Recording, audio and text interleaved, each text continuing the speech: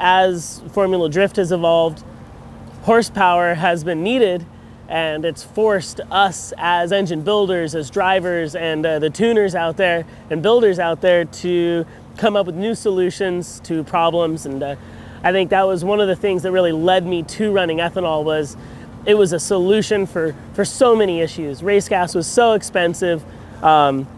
It's somewhat toxic. It'll give you a race car hangover.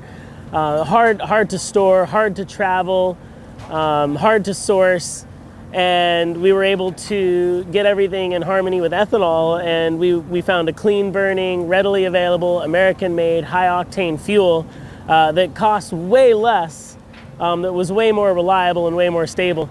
And that combined with the injectors, the Haltech computer, the motor builds, which got stronger and stronger with the KMR apex seals, KMR studding, which we all developed at Mazda Tricks.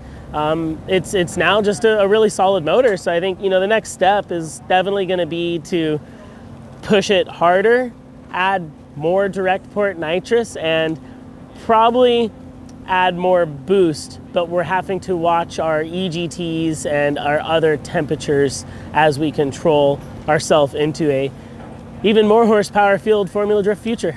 We already talked about apex seals a little bit, and apex seal selection, and another topic in that area that comes up is what size apex seal or how many piece apex seal. And again, I think it's relative to the situation. As the horsepower goes up, generally 2-piece or 1-piece is definitely, I think, recommended throughout.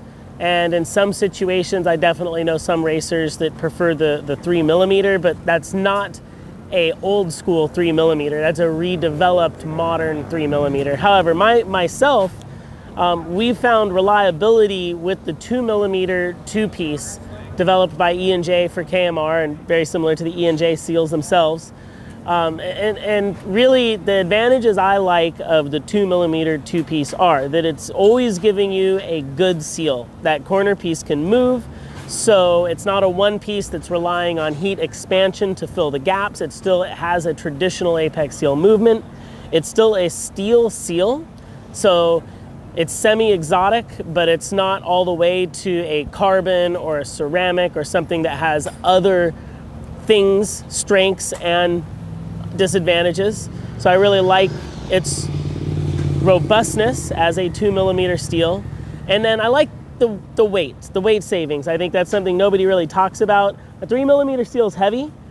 I turn more RPM, I think, than most people do with similar versions of what is out there. And we're exceeding the 9.5, 9.8 range on a regular basis, sustaining that RPM under heavy load. It's not a drag car where you're just rising up in RPM and shifting. Drifting forces the max RPM for a long period of time, so everything has to be able to live at max horsepower, max load, max performance. And for that reason, I like having a lighter weight apex seal, because you don't want apex seal float, which can cause detonation and is very similar to a valve float situation or something like that in a piston motor. You can also get chatter, which can add to increased apex seal wear and increased rotor housing wear. So for me, where I'm trying to turn high RPM at high boost, at high horsepower, we're looking for all advantages possible.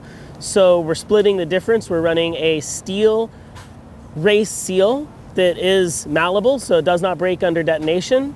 And we're choosing to run a 2-piece 2mm for the weight savings and good seal ability.